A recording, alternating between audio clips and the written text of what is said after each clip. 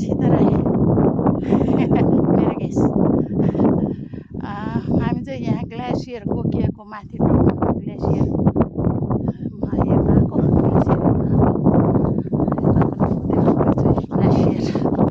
कस्तो हुन्छ ग्लेसियर चाहिँ यस्तो हुन्छ अलिकति माथि चाहिँ माटो जस्तो देखिन्छ अनि तल यो चाहिँ यहाँ पानी यहाँ बाहिर निस्केको छ